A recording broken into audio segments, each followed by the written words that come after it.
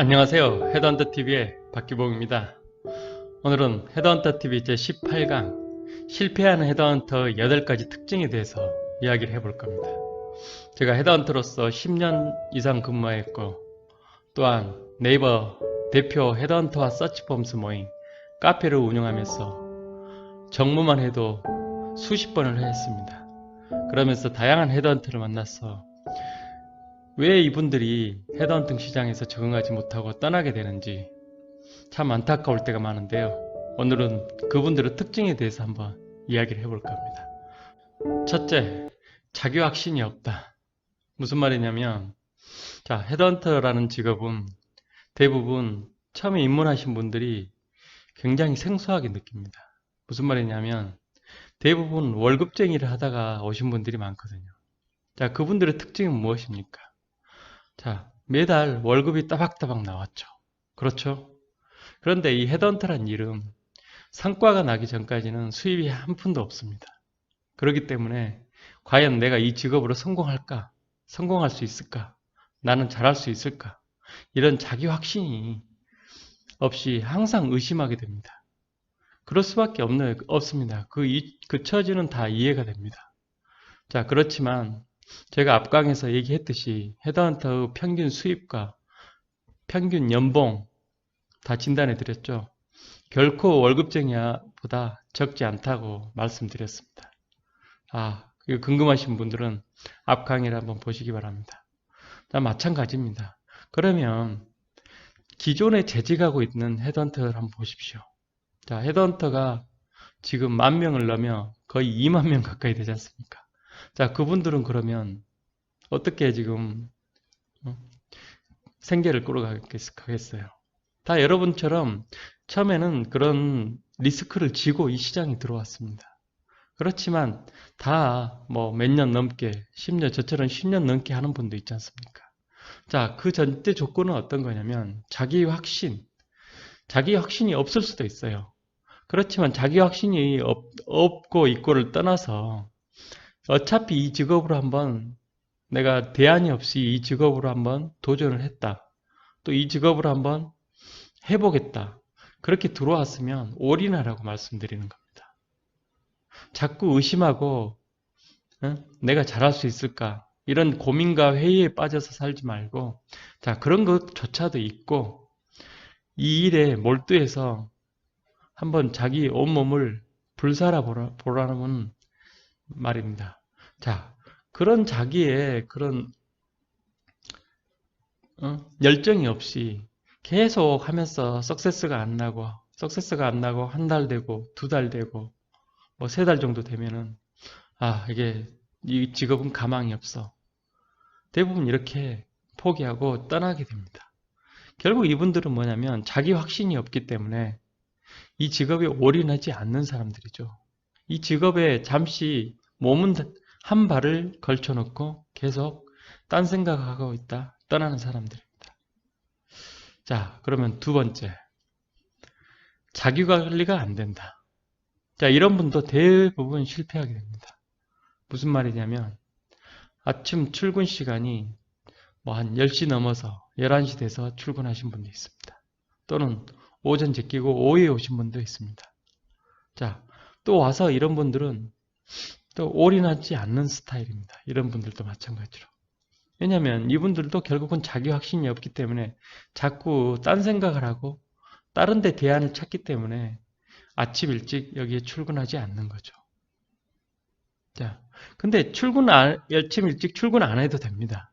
무슨 말이냐면, 자, 헤드헌터 하시는 분들 중에 늦게 출근하신 분이 있어요.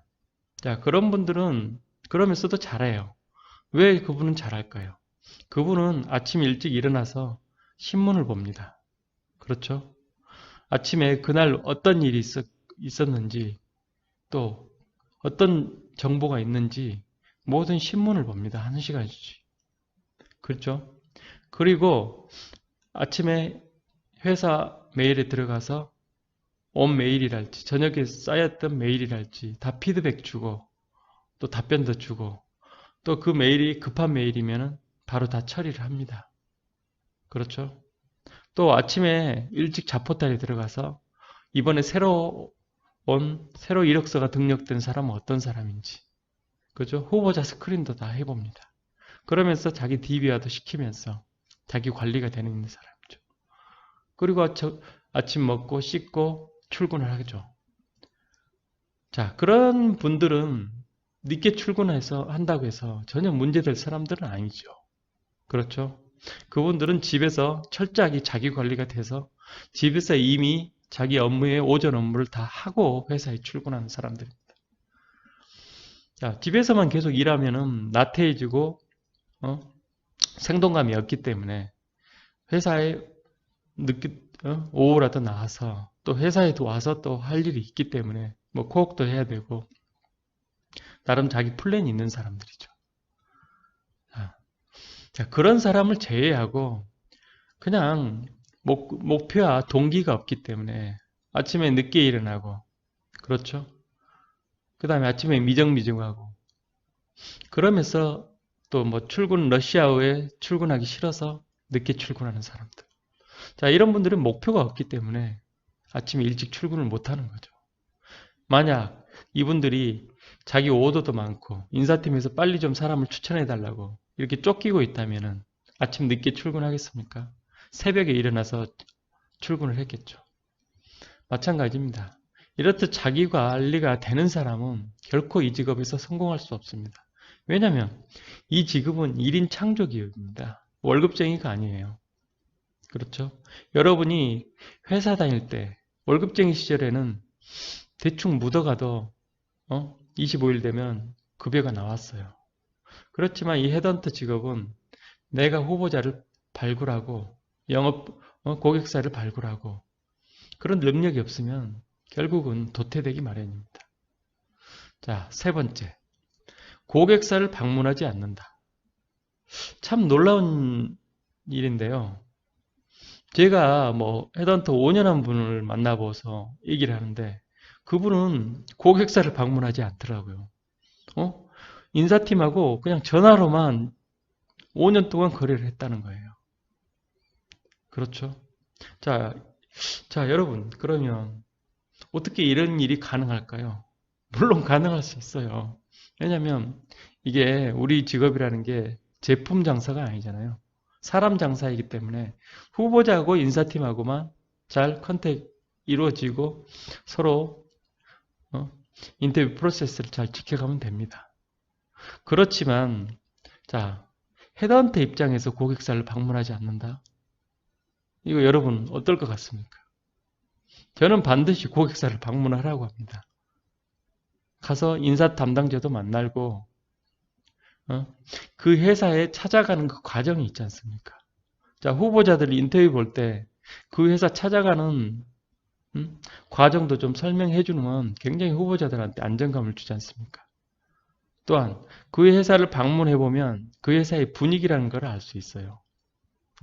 뭐 로비는 어떻고, 뭐 회의실은 어떻고, 그렇죠? 그 회사의 그 사무직 환경만 봐도 이런 이 회사가 기업 문화가 어떨 것 같지 대충 짐작이 가지 않습니까? 그렇죠. 가서 또 인사 담당자와 만나서 차도 한 잔씩 하면서 현재 그 포지션에 대한 JD도 얘기하고 또 헤드헌팅 업계 얼마나 좀 거래하고 있고 뭐 수수료 같은 경우도 왜 이렇게 지금 현재 수수료가 정착되었는지 그리고 또 앞으로 신규 사업이랄지 회사의 확장에 따라서 어떤 인력들을 소싱할 건지 나름대로 인사 담당자하고 할 얘기가 많죠. 자, 그런데 인사 담당자하고 그냥 후보자 추천하는 일만 만나보지도 않고 이메일만 왔다 갔다 하고 자, 그런 분 의외로 많습니다. 자, 그렇게 되면은 인사팀하고 그 회사하고 릴레이션십이 자꾸 안 좋아하게 되기 때문에 짜릿 인사팀하고 마찰이 생기면 그 회사하고는 거래가 끊기게 됩니다. 자, 그래서 반드시 고객사를 방문해서 이왕이면 자주 방문한 게 더 효과적입니다. 자, 고객사를 방문하지 않는 헤드헌터. 반드시 그 거래처가 자기 거 오래 갈 거라고 확신하면 절대 안 됩니다. 자, 네 번째. 후보자를 만나지 않는다. 자, 후보자를 만나지 않는 분 참 많습니다. 물론 안 만나도 돼요. 우리 후보자 이력서 받아서 뭐 이력서 보면은 대충 어떤 사람인지 다 알지 않습니까? 뭐 스펙, 학력, 그 다음에 어학 능력, 그 다음에 전화로 통화를 해서 뭐 얘기해보면 베테랑들은 그 후보자에 대해서 어느 정도 뭐한 5분에서 10분 통화해보면 직접 안 만나도 어느 정도 파악을 할 수 있습니다. 자, 그러나 후보자를 만나는 거하고 안 맞는 거의 차이는 어떤 걸 것 같아요? 자, 여러분, 후보자가 이 포지션만 추천해주면 끝인가요? 아니지 않습니까? 자, 우리는 후보자를 통해 수많은 정보를 얻을 수가 있어요. 그렇죠? 자, 후보자를 만나서 예를 들어서 소주를 한잔 했다, 차를 한잔을 했다. 그러고 나서 서로 전화 통화를 하면 굉장히 부드럽잖아요. 서로에 대해서 많이 이해도 있고 공감대도 있고. 그렇죠? 자, 후보자를 통해서 자꾸 후보자하고 친해지면 후보자를 통해서 여러 가지 정보를 얻을 수 있습니다. 그 분야의 전문 인력을 추천을 받을 수도 있고, 또는 그 후보자가 재직했던 기업들에 대해서 인사팀 소개도 받을 수 있고, 또 그 후보자가 합격해서 내 거래처에 입사를 했다면 그 회사의 기업 문화를 알지, 그 회사의 속사정, 그렇죠? 그 회사의 인사팀 담당자의 성격, 네? 뭐 그 회사의 처우, 문화, 모든 정보를 얻을 수 있습니다. 자, 이렇게 후보자한테 고급 정보를 얻을 수 있는데 후보자를 만나지 않는다. 그렇죠? 이메일만 주고받는다. 자, 그 후보자하고 이 헤드헌터하고는 굉장히 일회용 만남밖에 되지 않습니다. 그렇기 때문에 비즈니스의 연속성이 계속 떨어지게 되죠. 쉽게 말해서 눈덩이가 계속 불어날 확률이 거의 제로입니다. 자, 이런 헤드헌터들 결국은 실패할 가능성이 높아지는 거죠. 점점. 그렇지 않겠습니까, 여러분? 자, 다섯 번째. 부정적이다. 자, 헤드헌터 일이란 게 부정적으로 될 가능성이 굉장히 높아요. 그렇죠. 저도 처음에 헤드헌터 입문해서 굉장히 부정적인 이미지가 많이 생겼습니다. 왜냐하면 우리 일이란 게 인사팀에서 거절될 확률도 높고 또 후보자의 배신도 많고 그렇죠. 그런 게 쌓이다 보면 상처를 입기 때문에 매사에 부정적으로 사람이 변할 수 있습니다. 자, 그런데 여러분 생각을 해야 됩니다. 우리 직업은 서비스업입니다. 우리 직업은 갑이 아니라 을일 가능성이 높습니다. 자, 서비스업가 또 그리고 우리 직업은 사람을 상대를 하죠. 자, 가장 힘든 장사가 사람 상대하는 장사입니다. 그렇지 않습니까, 여러분? 여러분, 물건은 여기 갔다가 저기 놓으면 돼요. 말이 없어요. 배신이 없잖아요. 그렇죠? 오래 써서 닳는 게 문제지. 그러나 사람은 그렇지 않습니다. 기분에 따라, 감정에 따라, 자기 위치에 따라, 여건에 따라 오락가락하고 수시로 변하는 게 사람입니다. 그렇죠? 그래서 신이 있고 믿을 만한 사람을 찾는 거죠. 그런 사람이 같이 있기 때문에 누구나 그런 사람하고 같이 일해보고 싶고 그런 사람을 우리는 좋은 인재라고 하고 핵심 인재라고 하는 거죠. 자, 맞습니다. 그렇기 때문에 헤드헌터는 상처를 받을 가능성이 높고 부정적인 이미지가 쌓일 수 있습니다. 자, 그러나 여러분 생각을 하십시오. 자, 나는 이 직업을 선택을 했습니다. 헤드헌터란 직업을 선택을 했어요. 그렇죠? 내가 무슨 대기업에 취업을 해서 거래처 쫙 거느리고 있으면 갑이 돼서 권위의식이 많이 생기겠죠. 그렇지만 그런 이치가 아닌 우리 헤드헌터들은 결국은 많은 사람을 상대를 해야 됩니다. 자, 사람을 상대를 하는데 내가 부정적인 생각을 가질 필요가 없어요. 그냥 마음을 정중앙에 두고 이분은 이런 사람이다. 만나보니까 이분 성격은 이런 거구나. 자, 그 사람에 그냥 맞춰주면 됩니다. 자, 말이 우리가 인간이기 때문에 쉽지 않죠. 그러나 무슨 말이냐면 굳이 거기에 가치 판단을 두지 말라는 거죠. 이 사람이 성격이 어떠니? 저 사람한테 거절을 당했니? 뭐 사람한테 배신을 당했니? 자, 그럴 수도 있다. 왜? 인간이기 때문에. 왜냐하면 인간이란 게 자기 위치와 여건에 따라서 수시로 변하기 때문에. 그렇지 않습니까? 자, 그런 확률을, 배신의 확률을 줄이기 위해서 우리가 자꾸 만나는 거잖아요. 인사팀도 만나고 후보자도 만나고. 네. 그래야 그분들이 서로 믿음이 있기 때문에 어느 정도 그런 가변성이 줄어드는 거죠. 그렇죠? 자, 그렇기 때문에 그냥 받아들이면 돼요. 긍정적으로. 내 직업이 당연히 이런 직업이니까, 저 사람은 저렇구나. 자, 거기서 끝내면 됩니다. 상처받을 필요가 없어요. 자, 상처받지 말고 그냥 안 만나면 돼요. 아, 저런 사람은 저런 블랙리스트에 등록해 놨다가, 아, 저 사람은 저랬기 때문에 앞으로 상대를 안 하면 됩니다. 그렇죠? 물론 가치가 있으면은 내가 좀 손해를 보더라도 계속 끌고 가야죠.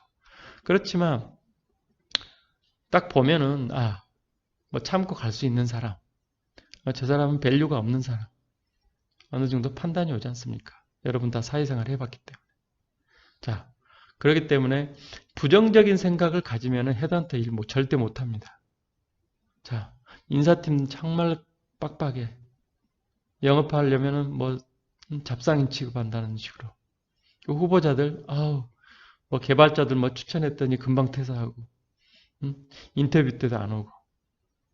자, 그거는 부정적인 인식이 자꾸 쌓일수록 결국은 내 자신만 이 직업을 오래 끌고 가지 못합니다.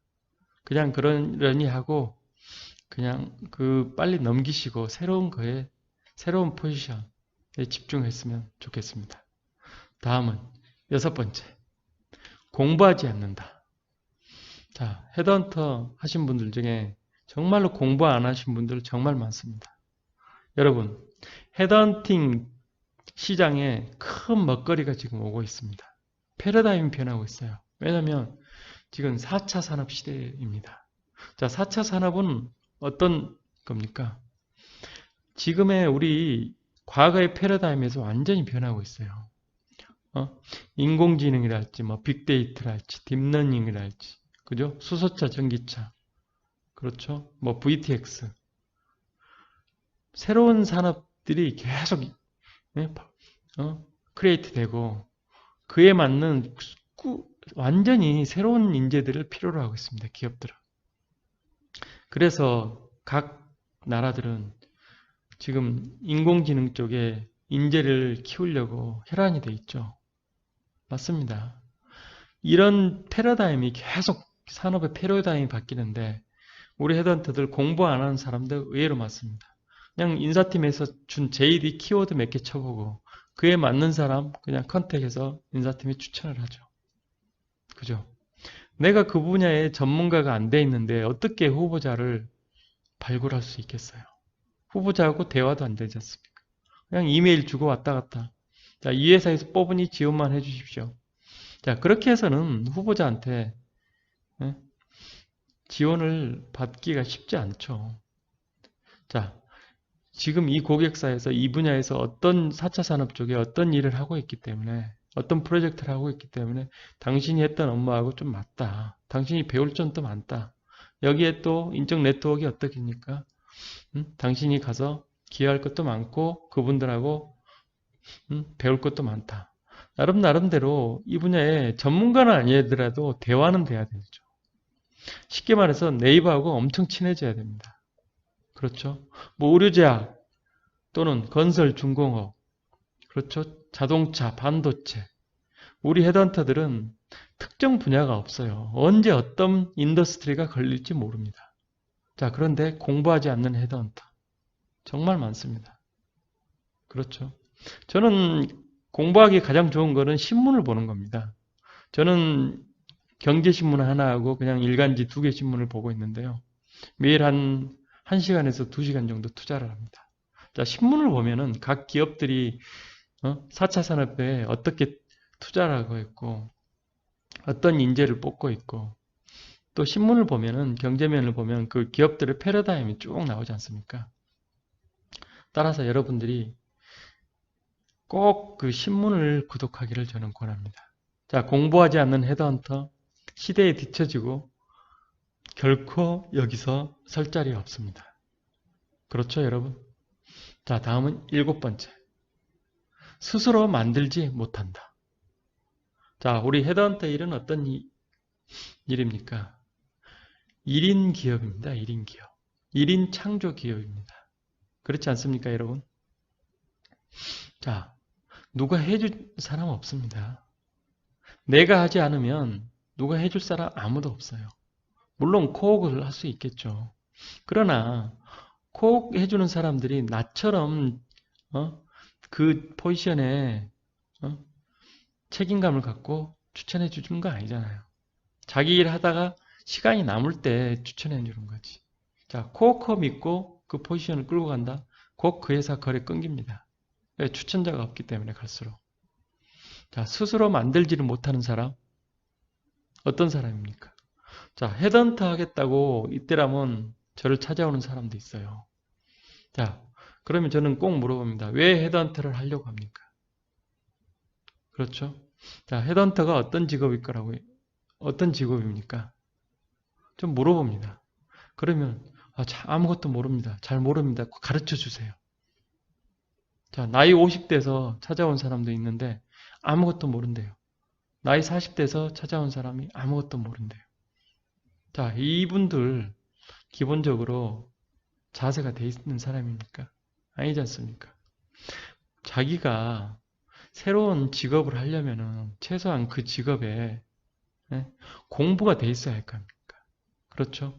인터넷을 뒤져서 헤드헌터에 관련 기사랄지 또 어떤 카페를 가입해서 카페에 올라온 글이랄지 또는 헤드헌터 책도 요즘 많이 나와 있습니다. 그 헤드헌터 선배들이 쓴 책이랄지 책 몇 권 정도 읽어보고 자 보니까 정말 해볼 만하다. 그래서 잘하는 선배 밑에서 좀 더 배우고 싶다. 뭐 나름대로 이렇게 준비가 돼 있어야 되지 않습니까? 그렇지 않습니까? 와서 그냥 나는 아무것도 모르니까 다 가르쳐 주세요. 세상이 그렇게 순진합니까? 대한민국이 그렇게 단순한 나라입니까? 네? 어떤 한 분야가 흥하다면 우르르 몰려가서 그 분야에 아주 날고 기는 사람이 자고 나면 우수우수 생기지 않습니까? 자, 이런 대한민국에서 헤드헌터 하겠다고 오는 사람들의 수준을 보면 전혀 준비가 안 돼 있어요. 자, 헤드헌터는 개인 사업입니다. 여러분. 개인 사업을 자기가 사업체를 여는데 전혀 준비가 안 돼 있으시. 그 옆에 있는 사람한테 네가 다 알아서 해 주십시오. 참 답이 없는 사람들이죠. 자, 이런 사람들은 헤드헌팅 시장에 들어와도 마찬가지입니다. 스스로 자기 스스로 만들지를 못하고 준비를 하고 플랜을 세울지 모르기 때문에 그냥 잔머리만 굴리다 그냥 떠나게 돼 있어요. 회사 오더 몇 개 해보고 대표님 안 됩니다. 맨 그런 소리만 하다가 결국은 떠나게 됩니다. 그렇죠? 자, 이 직업은 내가 스스로 영업해서 거래처 개척하고 후보자 발굴하고 추천해서 인터뷰 끌고 가고 연봉 협상하고 인보이스 발행하고 그 다음에 어떻습니까? 후보자가 출근해서 중간에 퇴사할 수도 있어요. 그렇죠? 그러면 또 받은 수수료 리펀드 해야 될 사항도 생기고 다양한 일이 생깁니다. 말 그대로 인간과의 관계에서 수많은 변수와 변수가 자리 잡고 있어서 자기 관리가 철저해야 되고 스트레스에 대한 인내성도 키워야 되고 말 그대로 본인 혼자 참고 모든 걸 끌고 갈 수 있는 주체력 있는 사람이 돼야 됩니다. 그렇죠, 여러분? 스스로 만들지 못하는 사람 결코 여기 헤드헌팅 시장에서 오래 버티지 못합니다. 애초에 들어오지도 말았으면 좋겠습니다. 이런 분들은. 자, 마지막 8번째. 종의 마인드입니다. 자, 종의 마인드 가진 사람 특징이 어떤 겁니까? 자, 우리 주인하고 종이 있어요. 주인하고 종의 특성이 어떤 차이가 있는지 여러분 생각해 보신 적 있습니까? 그렇죠. 자, 제가 몇 가지 얘기를 해보겠습니다. 종과 주인의 차이. 자, 주인은 자기 일이니까 모든 일에 열심히 하지만 모습은 세경이나 세경을 받기 위해서 일을 합니다. 그렇죠? 자, 여러분 이것은 월급쟁이 때는 통해요. 자, 헤드헌터는 안 통합니다. 이게 월급 주는 게 아니에요. 내가 주인의 마인드로 자기 일이니까 스스로 만들어야 됩니다. 또 두 번째, 주인은 힘든 일도 즐겁게 하지만 머슴은 쉬운 일도 괴로워하면서 안 해요. 쉬운 일도 안 하려고 하지 않습니까? 그게 머슴의 특징입니다. 자, 우리 헤드헌터 일이 쉬운 일입니까? 어려운 일입니까? 자, 헤드헌터라는 건 개인 브랜드로 홀로 서는 직업입니다. 저 박기봉이라는 브랜드를 가지고 이 헤드헌팅 시장에서 1인 창조 기업이죠. 그렇지 않습니까?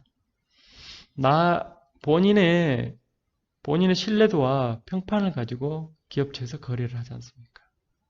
자, 마찬가지입니다. 또 있죠.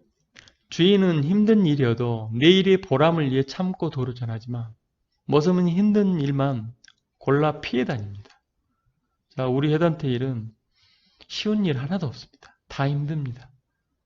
그렇죠? 또 머슴하고 주인의 차이가 뭡니까? 주인은 모든 것을 자기 일이라고 여기지만 머슴은 모든 일은 자기와 상관없는 일이라고 생각합니다. 그렇죠? 주인은 당근과 채찍 없어도 움직이지만 머슴은 당근과 채찍이 없으면 움직이지 않아요. 자, 여러분 머슴의 마인드로 이 헤드헌터에 성공할 수 있을 것 같습니까? 절대 그렇지 않습니다. 자, 머슴으로 살면서 인생에 허비하는 것은 정말 슬픈 일입니다. 이상 헤드헌터 TV의 박기봉이었습니다.